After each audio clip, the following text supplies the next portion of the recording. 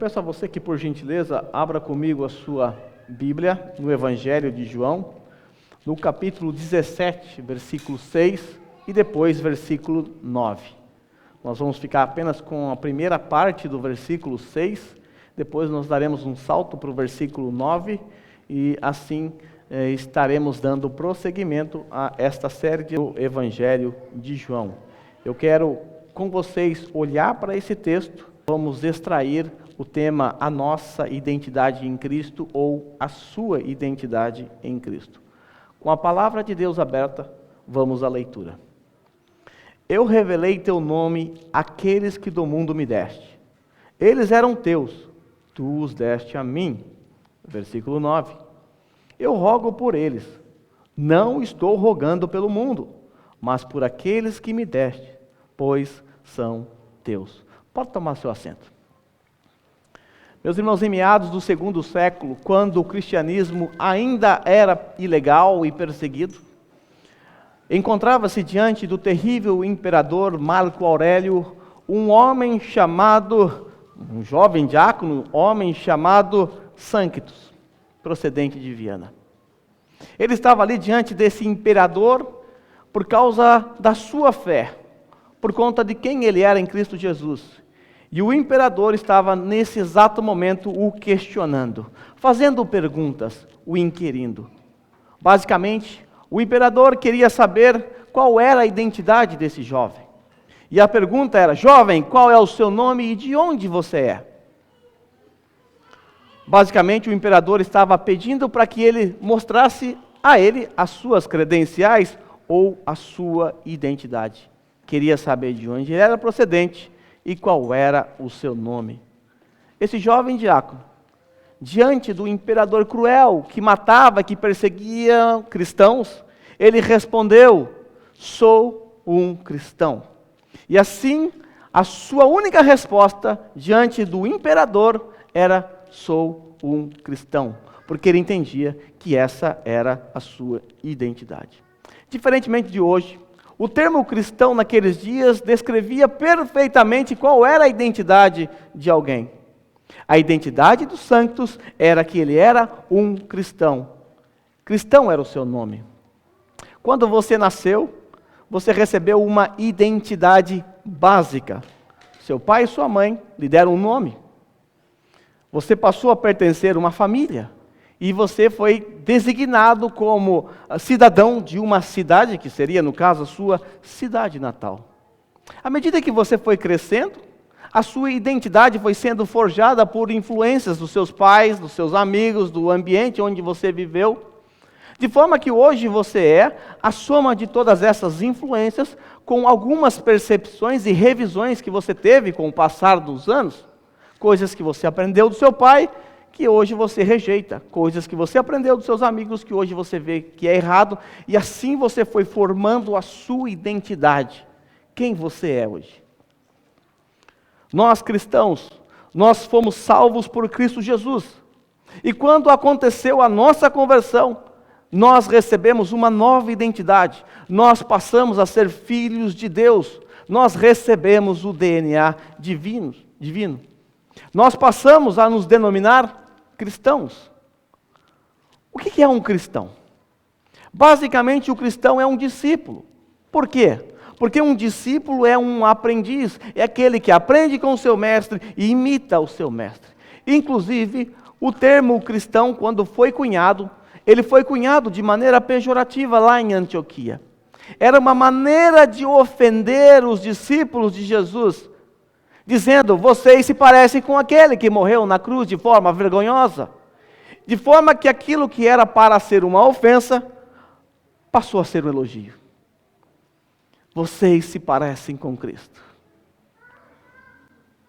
E é sobre essa identidade que eu quero tratar com vocês nessa tarde. Nós temos uma nova identidade em Cristo. No trecho que está diante de nós, nesses 2 versos, nós encontramos o quê? Jesus orando na presença dos seus discípulos. Nós sabemos que nós estamos naquela noite em que Jesus foi traído. No sermão passado, nos primeiros 5 versos, nós encontramos o Senhor Jesus orando, falando ao Pai acerca de si mesmo. O Senhor disse que a sua hora estava chegando. Nós vimos que somente Jesus tem autoridade para salvar. Ele disse que a vida eterna é conhecer o Pai, conhecer a Jesus Cristo também. E também disse que ele completou a sua obra nessa terra. Veja, a primeira parte da oração de Jesus é referente ao que ele fez, a quem ele é. Ele é o Criador, o Salvador. Ele cumpriu sua missão, está voltando para o Pai. E agora nós chegamos no versículo 6, dependendo da sua Bíblia, a um título assim: Jesus ora por os seus discípulos. E é exatamente isso que nós estamos vendo nessa fase da história. Jesus está orando pelos 11 discípulos, porque, como bem sabemos, desde o capítulo 13, Judas saiu para entregar Jesus. Então Jesus está orando na presença dos 11 e orando também pelos 11. É interessante notar que a oração de Jesus não é uma oração vazia, mecânica, sem sentido. Na oração de Jesus nós conseguimos perceber a nossa identidade. Porque ao falar dos discípulos, ele mostra quais são as credenciais ou a verdadeira identidade de um discípulo de Cristo. Hoje nós vamos aprender também a como viver de acordo com a nossa identidade. Assim sendo, vamos nessa tarde olhar para a palavra de Deus, a fim de aprendermos um pouco mais sobre a nossa identidade em Cristo e como o Senhor espera que respondamos e reajamos. A verdade que desejo destacar hoje é que nós pertencemos a Deus. O Senhor Jesus, ao orar por seus discípulos, Ele vai deixar isso muito claro: vocês pertencem a mim, são propriedades minhas. Veja aí, versículo 6 a e 9 mais uma vez. Eu revelei teu nome àqueles que do mundo me deste, eles eram teus, e tu os deste a mim. Eu rogo por eles. Eu não estou rogando pelo mundo, mas por aqueles que me deste, pois são teus. Nesses versos, o Senhor está fazendo algumas afirmações muito importantes. E essas afirmações merecem um pouco da nossa atenção. Minha intenção hoje era ir até o versículo 12. Mas esse trecho me chamou bastante atenção e eu acho que vocês também precisam prestar um pouco atenção nesse pequeno trecho, porque ele é rico de informações. Em primeiro lugar, nesse trecho, Jesus revelou aos seus discípulos o santo nome de Deus. Nós sabemos que Jesus não somente carrega o nome de Deus, porque Ele é o próprio Deus. Ele é a exata expressão do ser de Deus. Jesus não só revelou o nome de Deus aos discípulos, mas revelou também os seus atributos e as suas perfeições. No próximo ponto, nós vamos ver que nós cristãos também carregamos o nome de Deus. Em Mateus 11, 27, Jesus deixa claro que ninguém pode conhecer o Pai a não ser aquele que o Filho deseja revelar. O texto que está diante de nós, Jesus disse: eu revelei teu nome àqueles que do mundo me deste. Mas será que Jesus revela o seu nome a todas as pessoas? Em Mateus 11, 27, Jesus deixa claro que só pode conhecer o Pai aquele que o Filho quiser, aquele que o Filho desejar revelar. Veja bem, ninguém conhece o Filho, senão o Pai. E ninguém conhece o Pai a não ser o Filho e aquele a quem o Filho o deseja revelar. Todas as coisas me foram entregues, diz Jesus. Meu Pai entregou todas as coisas e ninguém conhece plenamente o Filho, senão o Pai. E ninguém conhece plenamente o Pai, senão o Filho e aquele a quem o Filho quiser revelar. Jesus revelou o nome do Pai aos seus discípulos, mas Ele não revelou a todas as pessoas do mundo. Ele revelou somente aqueles a quem Ele quis, aqueles a quem Ele desejou revelar, conforme Mateus 11, 27. O segundo ponto de destaque que nós percebemos nesse trecho é que o Pai nos deu de presente para o Filho. Fomos dados de presente pelo Pai para o Filho. Note a parte em vermelho, onde Jesus diz que os discípulos foram tirados do mundo por Ele, Pai, e dado a Jesus, o Filho. Eram teus, tu os deste a mim. Depois, eu rogo por eles, não estou rogando pelo mundo, mas por aqueles que me deste, pois são teus. Fomos dados de presente.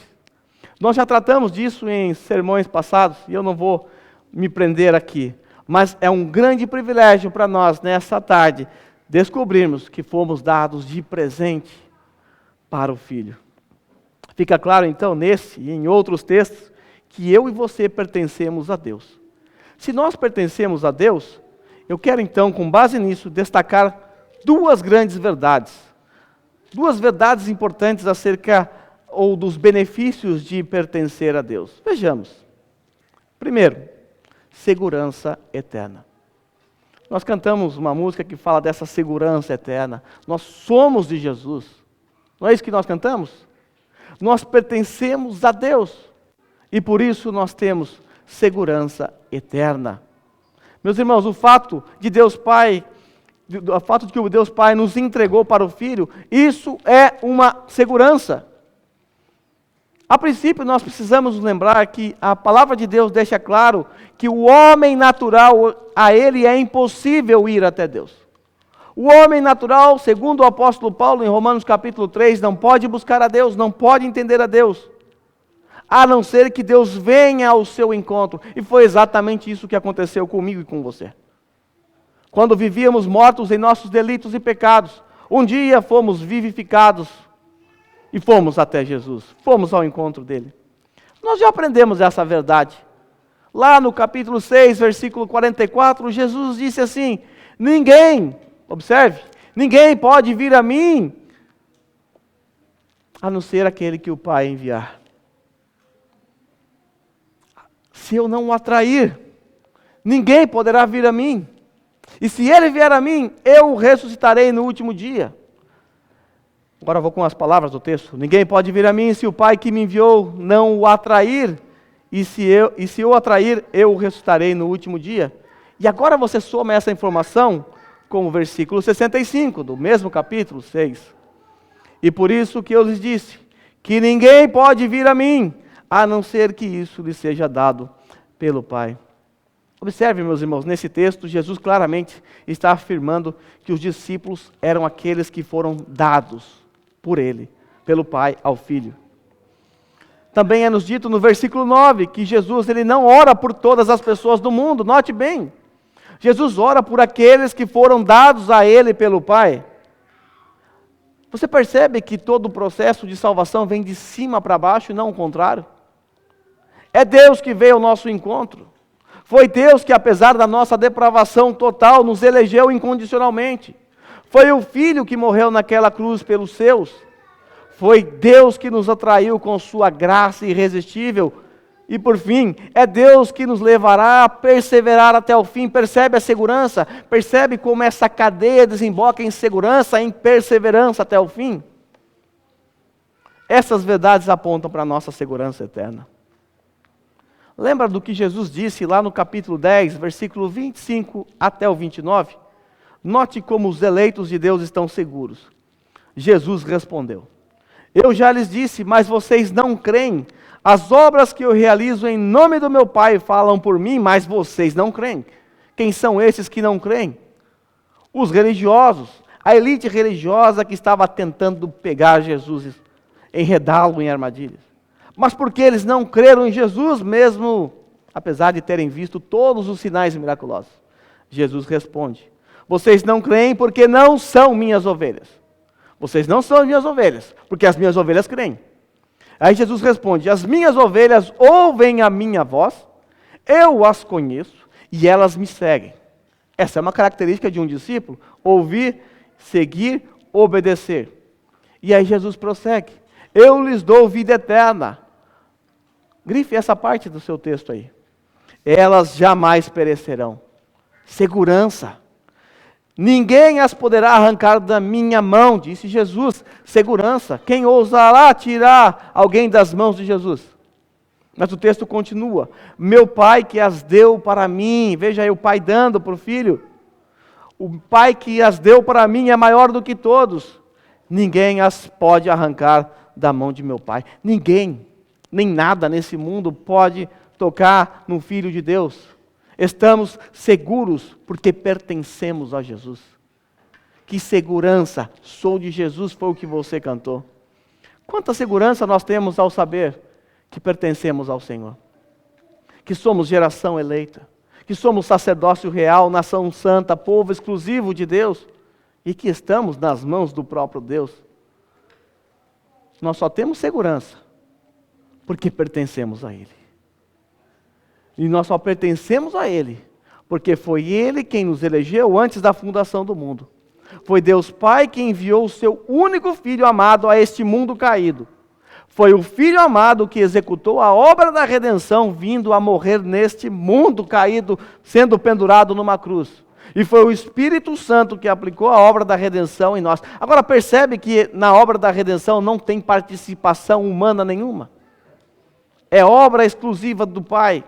Nessa história da redenção você entrou com os seus pecados, com a sua rebeldia contra Deus. E a sua e a minha rebeldia levou o Filho de Deus para a cruz do Calvário. Talvez essas palavras soem para você como algo estranho, difícil de engolir. Foi para mim também, durante algum tempo. O fato de pensarmos que somos eleitos, que a Bíblia usa palavras como predestinação antes da fundação do mundo, isso assusta muitas pessoas.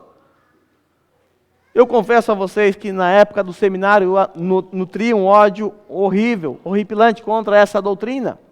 Chegando a discutir de maneira ríspida com professores, eu tinha uma percepção equivocada dessa doutrina e o que eu cria, na verdade, era um espantalho. E o meu ódio começou mesmo antes do seminário. Quando lá na minha adolescência, descobrimos que um preletor que ia pregar numa conferência, que era o tio da Rose, que visitou nós na semana passada, os jovens então disseram assim: você sabia que esse aí acredita que uma vez salvo, salvo para sempre? Lembro-me que naquela circunstância eu fiquei indignado e bradei: como alguém pode defender uma heresia como essa? Sendo assim, para que evangelizar? Para que se santificar se eu já estou garantido mesmo? Mais tarde, eu acrescentei no seminário outros questionamentos. Se Deus é que escolhe, para que orar pela salvação de alguém? Não seria injusto Deus ao não salvar todos? Será que nós somos robôs? Todos esses questionamentos, irmãos, são frutos de uma mente que não havia parado para refletir a fundo sobre essa importante e bíblica doutrina. Talvez sejam os seus questionamentos hoje. Talvez você olhar para um texto desse, em que Jesus não ora pelo mundo, ora somente pelos seus, você fica espantado, como eu fiquei no passado. Eu sei que muitas pessoas, assim como eu no passado, olham para essa doutrina e a entendem como uma doutrina injusta. Afinal, se Deus pode salvar todas as pessoas, por que de fato Ele não salva? De fato, se nós aplicarmos o senso humano de justiça em Deus, nós rapidamente chegaremos à conclusão de que Deus de fato é injusto. Porque Ele pode salvar e não salva. Porque salvou uns e não salvou outros. O ponto é, meus irmãos, o padrão de justiça de Deus não se enquadra na sua e na minha mente, que é limitada, é finita. Deus é infinito. Deixa eu dar um exemplo terrível para você. Para você que acha que Deus é injusto por causa dessa doutrina. Vamos supor que lá no seu bairro, um homem perverso invadiu o seu bairro, estrupando 45 crianças, 60 mulheres, esquartejou 25 adolescentes, degolou 12 idosos e matou a sangue frio 20 pais de família na frente dos próprios filhos. Algo semelhante ao que o Hamas fez aí, né? Aí esse meliante foi preso. A polícia conseguiu capturar o meliante e ele foi levado para um tribunal, onde estará diante do juiz mais justo do mundo. Um juiz severo, que sempre julgou com reta justiça. E você está lá, assistindo o julgamento, porque ele violentou a sua filha de 4 anos e matou na frente dos seus pais, dos avós da criança, que seriam os seus pais.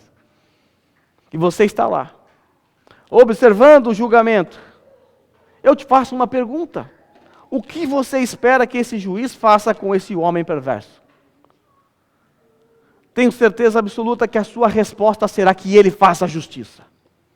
Que ele pague pelos seus crimes, que não foram poucos. Mas se o juiz de repente virasse no meio do tribunal e dissesse assim: sabe, eu sei que esse homem cometeu inúmeros crimes.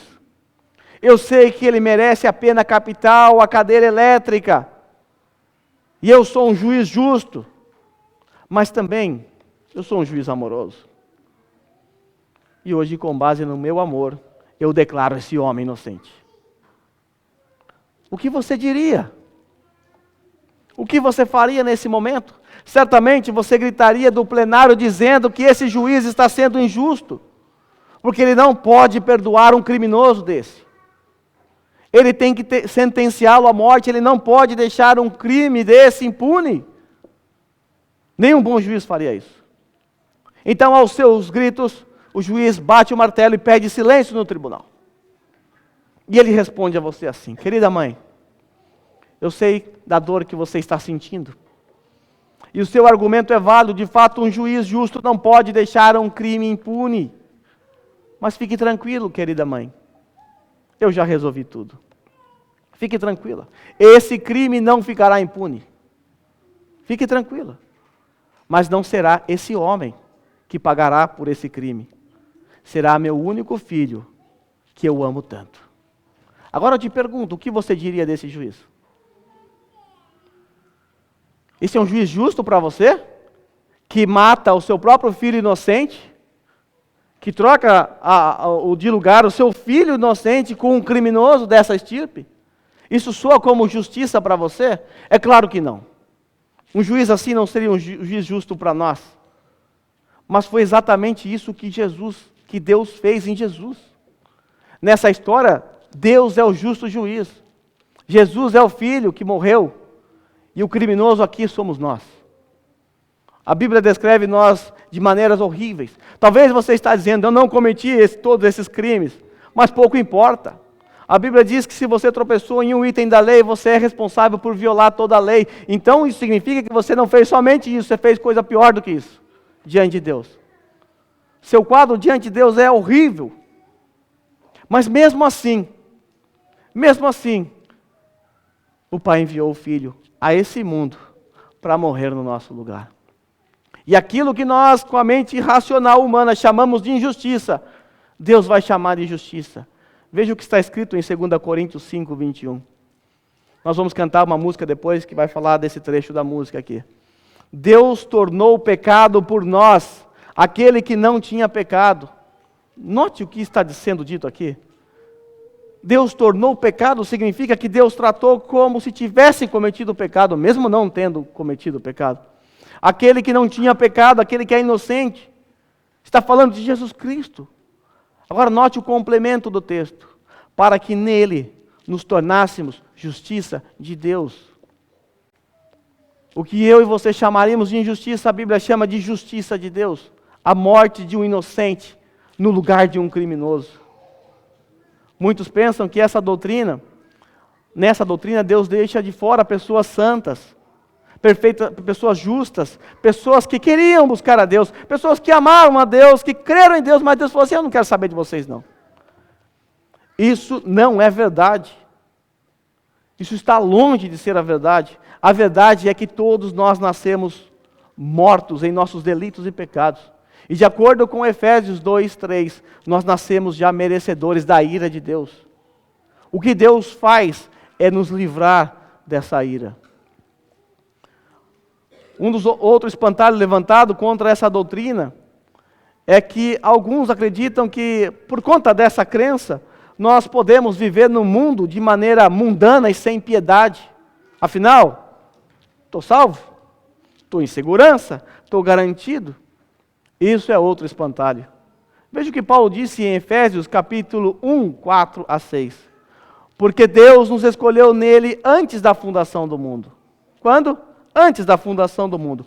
Para quê? Resposta, para sermos santos e irrepreensíveis. Ele nos escolheu antes da fundação do mundo, não para viver uma vida porca e imunda, chafurdada em pecado. Para vivermos uma vida santa e irrepreensível na presença de Deus. O texto continua, em amor nos predestinou. Por que foi necessário o amor? Porque tem que ser algo incondicional, por conta da nossa condição.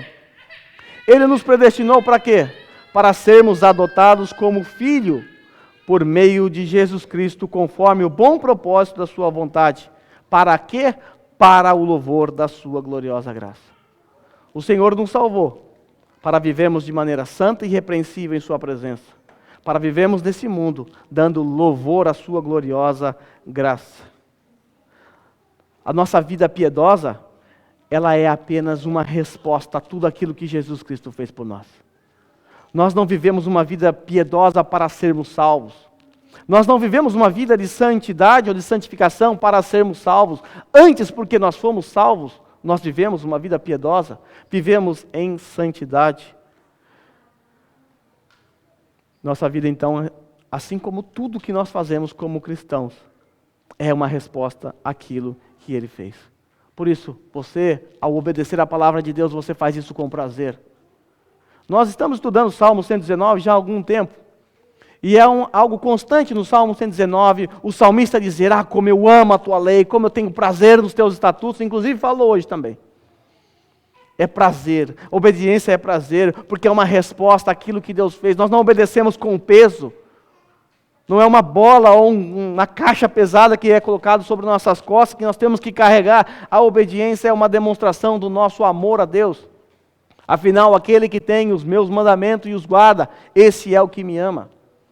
Então nós obedecemos apenas como uma resposta, nós não obedecemos para sermos ou nos mantermos salvos. Porque o que nos condenou não foi a nossa falta de obediência, foi a nossa natureza. E nós herdamos essa natureza porque o nosso pai Adão, sim, esse desobedeceu primariamente. E com essa natureza que temos, tudo o que fazemos é desobedecer a Deus, é viver contra a palavra, contra Deus, até que Ele veio ao nosso encontro e mudou a nossa vida. Nós vimos que nós pertencemos a Deus, traz segurança. Que doutrina maravilhosa. Mas existe uma segunda verdade que eu quero destacar no texto. A verdade que eu quero destacar é que nós não pertencemos mais ao mundo. Está aí. 2. Um cristão não pertence mais a esse mundo. É verdade que nós ainda estamos aqui. É verdade que estamos andando, vivendo nesse mundo. Bom seria se Deus tivesse nos tirado daqui, levado para um outro lugar, longe do pecado, longe da nossa natureza, mas isso não aconteceu. Inclusive, ainda nesse capítulo, no versículo 15 e 16, Jesus vai orar assim: eu não rogo que os tire do mundo, mas que os proteja do maligno. Eles não são do mundo, como eu também não sou. Veja, o próprio Jesus orou dizendo, não oro para que os tire do mundo. Então nós vamos ter que viver aqui mesmo até que Jesus volte ou a gente morra. Mas o que significa não ser deste mundo? Qual o significado disso? Não ser deste mundo significa que nós não mais pertencemos a esse sistema caído, dominado por Satanás. Significa que em Cristo nos tornamos novas criaturas e que as coisas velhas ficaram para trás. Em poucas palavras, não pertencemos mais ao mundo porque nós pertencemos a outro, pertencemos a Jesus. E nós só pertencemos a Jesus porque foi Ele mesmo que nos comprou. Jesus nos comprou para si. E aqui nós encontramos o conceito de redenção. O que é redenção? Nós usamos comumente a expressão Cristo Redentor. Mas o que é um redentor? Ou o que é uma redenção? Redenção aponta para a libertação de um escravo, mediante a um ato institucional, como aconteceu no nosso Brasil, ou pagamento. Nos dias de Jesus, irmãos, ainda era comum a comercialização de escravos. Eles eram vendidos como mercadorias. Eles ficavam em praças ou ágoras, e as pessoas iam até ali para adquirir um escravo, pensando na mão de obra que ele poderia lhe render. Alguns compravam escravos por pura bondade. Comprava e lhe dava liberdade. Quando a Bíblia fala que Jesus é o nosso Redentor, a Bíblia está apontando para um ato de compra, um ato de libertação. Então, redenção na Bíblia se refere a um valor que foi pago para a compra, pelo resgate de um escravo. Nós pertencemos a Jesus então, porque Ele nos comprou. Mas quanto que nós valíamos? Nós não valemos nada, essa é a verdade. Mas qual foi o preço da nossa redenção? O preço da nossa redenção foi o precioso sangue de Jesus. O apóstolo Paulo, lá em Atos capítulo 20, quando está se despedindo dos presbíteros de Éfeso, ele diz assim aos presbíteros de Éfeso: cuidem de vocês mesmos e de todo o rebanho sobre o qual o Espírito Santo os colocou como bispos para pastorearem a igreja de Deus, que ele comprou com o seu precioso sangue. Jesus comprou a igreja com o seu precioso sangue. Essa mesma verdade é repetida em 1 Pedro 1, 18 a 20. Pedro disse assim: pois vocês sabem que não foi por meio de coisas perecíveis como o prata, o ouro, que vocês foram redimidos da sua maneira vazia de viver, transmitida por seus antepassados, mas vocês foram redimidos pelo precioso sangue de Cristo, redimido, redenção, como de um cordeiro sem mancha e sem defeito, conhecido antes da criação do mundo, revelado nesses últimos tempos em favor de vocês. Talvez isso choque você agora, mas a Bíblia diz que você é um escravo de Cristo. Quando você está dizendo que Ele é o seu Redentor, Ele é um escravo, você é um escravo porque Ele te comprou. Você é um escravo. Talvez isso te choque, porque na sua mente, a sua concepção de escravo é aquela concepção que você tem das novelas da Globo, ou da história trágica da escravidão no nosso país, o Brasil, da história trágica da escravidão moderna na África do Sul. É verdade também que nos dias de Jesus havia sim exageros como esses, mas nem todo senhor de escravo era mau. Havia senhores de escravos que eram muito bons, que davam aos escravos posições de destaque como servos que trabalhavam administrando os seus recursos. Nós temos parábolas que falam desses servos. Servos que instruíam o filho do Senhor, ensinando a cultura, o idioma e tudo mais. Existem senhores que eram tão bons, que alguns escravos voluntariamente furavam a orelha, que colavam o selo e se entregavam para todo sempre, para ser escravo desse senhor. Tamanha a sua bondade. Para que você respire um pouco aliviado, pelo fato de eu ter dito que você é um escravo, se você pertence a Jesus, deixa eu dizer a você como Jesus te trata. Ele não coloca você num tronco e te chicoteia e te deixa morrer, te deixa passar fome, como faziam os senhores naquela época. Ele te trata com um amor eterno. Note como eu aditivei o amor de Jesus, amor eterno, perene, nunca acaba. Ele te amou tanto que Ele se entregou por você. Em João capítulo 15, Jesus disse aos seus discípulos que eles já não chama eles mais de escravos. Veja o que Jesus disse: eu já não os chamo servos. Na verdade, a palavra servo aqui é a palavra doulos, e significa escravo. Mas na tradução moderna, a fim de aliviar o peso da palavra escravo, colocaram servos, mas traduz-se escravo. Eu já não chamo mais vocês de escravos, porque o escravo não sabe o que o seu senhor faz. Aí Jesus diz assim: em vez disso eu os tenho chamado amigos. Amigos. É assim que Jesus nos trata. É verdade que nós nos portamos a Jesus como nosso Senhor, o soberano, o dono de nós, aquele que nos comprou com o seu precioso sangue. Mas em troca, Ele nos trata com cordialidade, com o amor de um amigo. Agora você está aí fazendo uma questão. Tá bom, pastor, já entendi. Eu já entendi que por conta da minha nova identidade, eu não pertenço mais a esse mundo, eu não sou mais daqui, mas eu estou aqui. Eu ainda estou aqui. Como eu faço para viver nesse mundo agora? Qual deve ser a minha postura nesse mundo caído? E agora eu quero apresentar a vocês 3 modos de viver daqueles que receberam uma nova identidade em Cristo. Você tem que viver de acordo com a sua nova identidade. Eu quero apresentar 3 modos de viver. Primeiro, como viver nesse mundo caído? O modo de viver do cristão é viver como alguém que foi crucificado com Cristo. Gálatas capítulo 2, versículo 20, deixa isso claro. Fui crucificado com Cristo. Assim já não sou eu quem vive, mas Cristo vive em mim. A vida que agora vivo no corpo, vivo-a pela fé no Filho de Deus, que me amou e se entregou por mim. Já estou crucificado com Cristo. Ser crucificado com Cristo significa que o nosso velho homem morreu naquela cruz junto com Cristo. Significa que nós ressuscitamos com Jesus para vivermos em novidade de vida. Inclusive, é exatamente esse o significado simbólico do batismo. Quando alguém é imerso na água, o que ele está fazendo? dando um testemunho público ao mundo de que ele morreu, de que ele foi sepultado e de que ele ressuscitou com Cristo para viver em novidade de vida.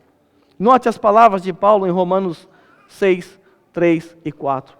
Ou vocês não sabem que todos nós que fomos batizados em Cristo Jesus, fomos batizados em sua morte? Batizados em sua morte. Portanto, Paulo diz, fomos sepultados com ele na morte por meio do batismo, a fim de que, assim como Cristo ressuscitou dos mortos, mediante a glória do Pai, também nós vivamos em novidade de vida. Veja, se você morreu com Cristo, foi sepultado, ressuscitou com ele, você deve viver em novidade de vida. O que significa isso? Viver como alguém que morreu, como alguém que está morto para esse mundo, como alguém que crucificou a sua carne lá naquela cruz. É lá que a nossa carne tem que ficar. Nós devemos colocar soldados em torno da cruz para vigiar esse velho homem que está crucificado com Cristo. Devemos fazer todo esforço, com a força do Espírito Santo, com a ajuda da comunidade da fé, fazer todo esforço para que o velho homem permaneça lá no seu devido lugar.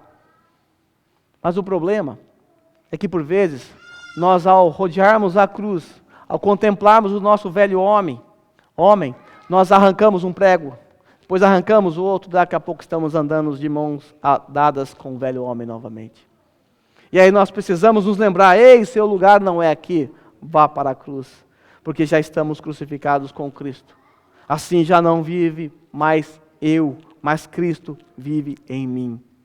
E a vida que nós vivemos agora, no corpo, vivemos pela fé no Filho de Deus, que nos amou e se entregou por mim. Veja como é uma resposta. Vivemos essa vida pela fé no Filho de Deus, que nos amou e se entregou por mim. Essa luta por viver essa vida digna é apenas uma resposta que o cristão dá por conta da sua identidade. Ele agora é um cristão e como um cristão ele foi crucificado com Cristo. Em segundo lugar, devemos viver como alguém que não ama esse mundo.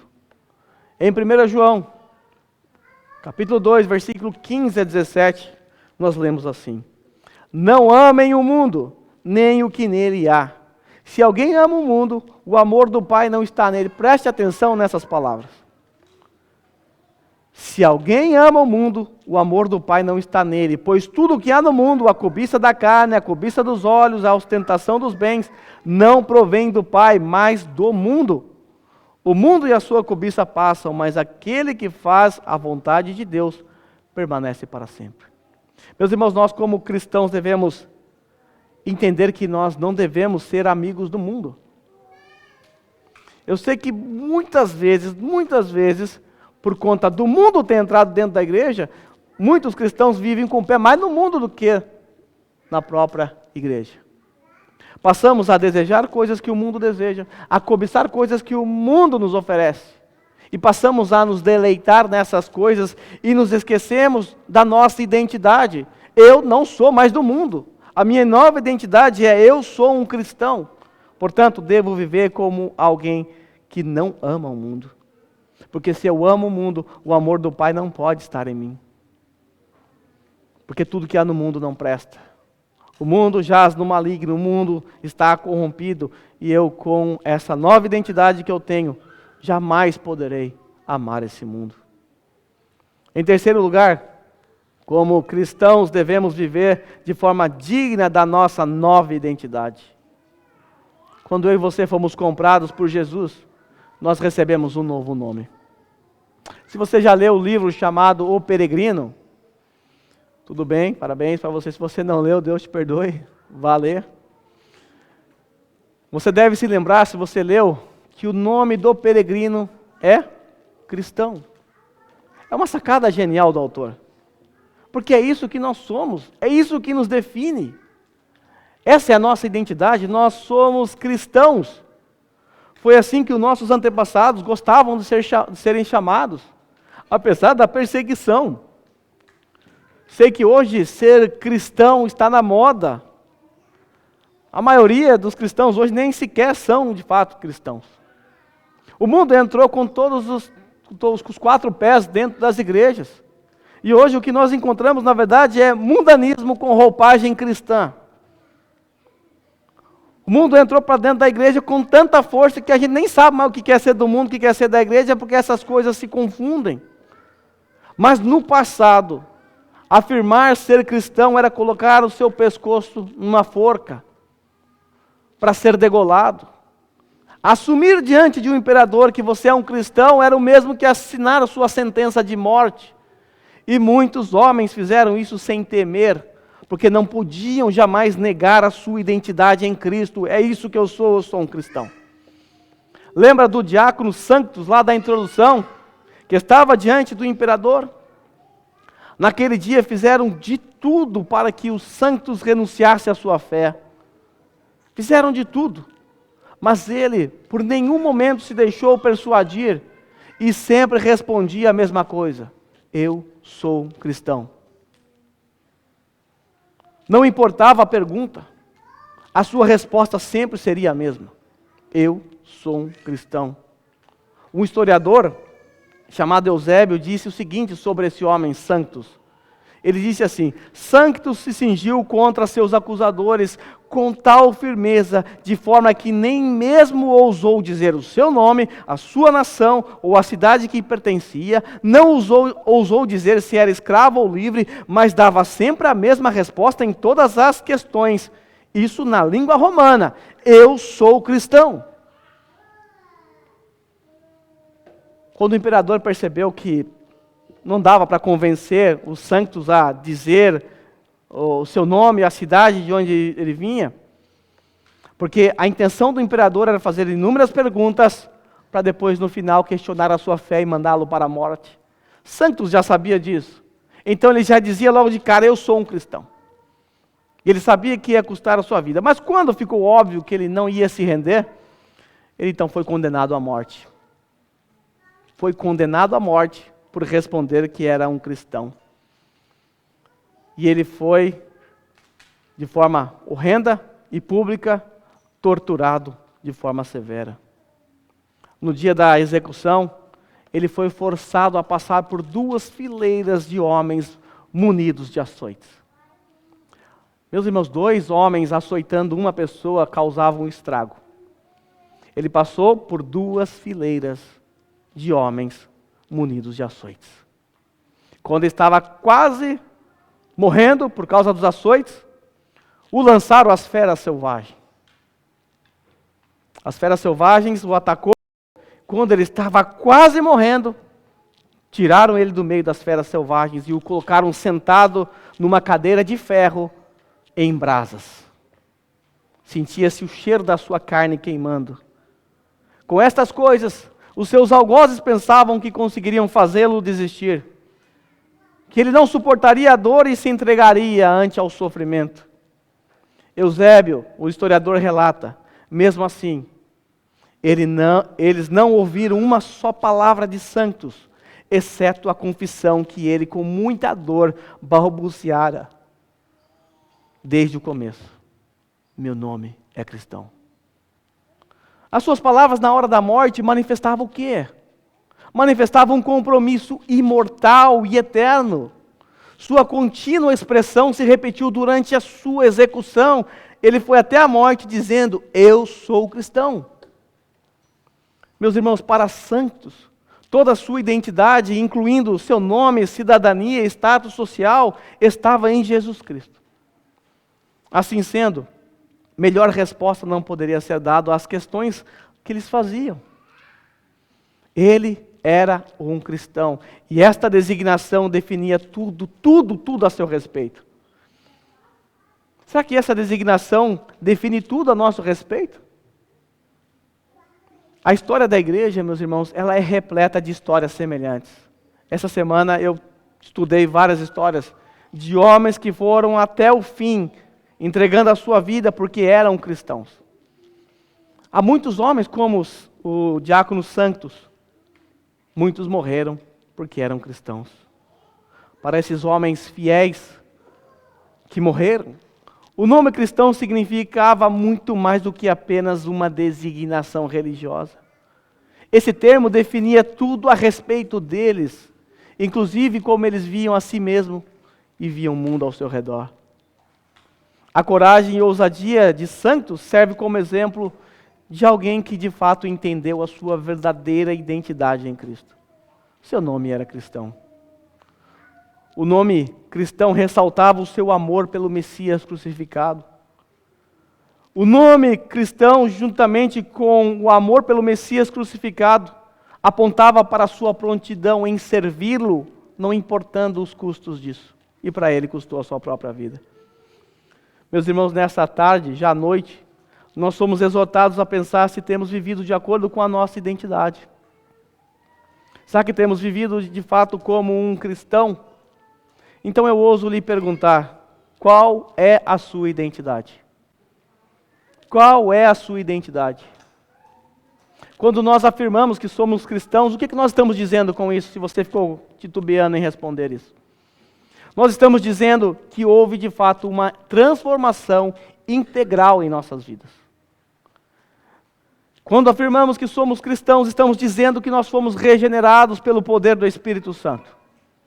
Quando afirmamos que somos cristãos, afirmamos que nós morremos para o nosso antigo modo de viver e nascemos de novo na família de Deus. Ser cristão não é simplesmente um título ou uma designação de um conjunto de religiões que creem em algo relacionado a Jesus. Se você pesquisar na internet números de cristãos no Brasil, tá, no Japão ou no Brasil, tem lá uma porcentagem. Aqui no Japão está tudo junto, testemunha de Jeová, católico, protestantes e mormons. Todo mundo aqui é cristão. Quem não é budista e crê em alguma coisa relacionada com Cristo é cristão. Ser cristão não é um título ou uma designação. É muito mais do que isso. Ser cristão é ter uma visão diferente da vida e do mundo. Ser cristão é não se amoldar ao padrão deste mundo, mas transformar-se pela renovação da nossa mente, para que sejamos capazes de experimentar e comprovar a boa, agradável e perfeita vontade de Deus. Meus irmãos, ser um cristão, no verdadeiro sentido da palavra, significa ser um seguidor incondicional de Jesus. O Senhor Jesus disse assim: as minhas ovelhas me ouvem, elas ouvem a minha voz, eu as conheço e elas me seguem. Ser um cristão é um seguidor de Jesus. E seguir a Jesus significa ser parecido com Ele. Seguir a Jesus significa ser igual ao seu mestre. Ser cristão sugere muito mais do que uma associação superficial com Cristo. É muito mais do que uma associação superficial. Eu sou um cristão, tá bom, como é a sua vida? De vez em quando eu vou na igreja. De vez em quando eu leio a Bíblia, sou um cristão não praticante, isso não é cristão, me desculpe. Ser cristão sugere muito mais do que uma associação superficial com Cristo. Nós vimos na semana passada que o conhecer a Deus e a Jesus Cristo envolve muito mais do que conhecimento teórico ou teológico de Jesus. Envolve um relacionamento profundo, não um relacionamento superficial. Requer de nós uma perfeita ou uma profunda afeição por Deus. O cristão tem uma profunda afeição por Deus. Ele consegue olhar para os atributos, para o caráter de Deus e ficar impressionado. Ele cria uma afeição. E ele se submete ao Deus da palavra com toda a fidelidade. Porque faz isso por amor a Deus. Ser um cristão consiste em obedecer às palavras de Jesus, registradas em Lucas 9:23. Se alguém quer vir após mim, negue-se a si mesmo, tome a sua cruz e me siga. Um cristão negou-se a si mesmo, tomou a cruz e seguiu a Jesus. Quando nos designamos como cristãos, meus irmãos, nós proclamamos ao mundo que tudo a nosso respeito, inclusive a nossa própria identidade, encontra-se em Jesus Cristo. Porque nós temos negado a nós mesmos para segui-lo e obedecê-lo. O Jesus, o nosso Senhor, é o nosso Salvador. Ele é soberano e as nossas vidas devem se centralizar em agradá-lo. Reivindicar o título de cristão significa dizer o mesmo que o apóstolo Paulo disse: o viver é Cristo, o morrer é lucro. Meus irmãos, durante essa semana, meditando sobre a história dos santos e de outros Muitos homens que passaram nessa terra e foram perseguidos no terceiro, no quarto século. Eu refleti um pouco sobre a minha própria identidade em Cristo. E eu confesso diante de vocês, e eu preciso que vocês façam a mesma coisa, que vocês avaliem qual tem sido a sua maneira de se portar. Será que você tem vivido de acordo com a sua identidade? Eu descobri que eu estou muito aquém do que eu deveria ser. E eu tenho certeza absoluta que ninguém aqui dirá o contrário disso a respeito de si mesmo. Todos nós precisamos de uma forma ou outra, entender a nossa nova identidade que recebemos em Cristo. Nós devemos viver como um cristão nesse mundo, não como um mundo dentro da igreja. Assim sendo, eu espero que essa exposição tenha ajudado você, assim como me ajudou nessa semana, a refletir na falta de coragem, na falta de ousadia, em proclamar o verdadeiro cristianismo. Que Deus ajude você e a mim a nunca se esquecer da nossa identidade em Cristo. Afinal, eu e você somos cristãos. E como tais, devemos viver. Eu quero que você curva a sua cabeça nesse momento, nós vamos a Deus em oração.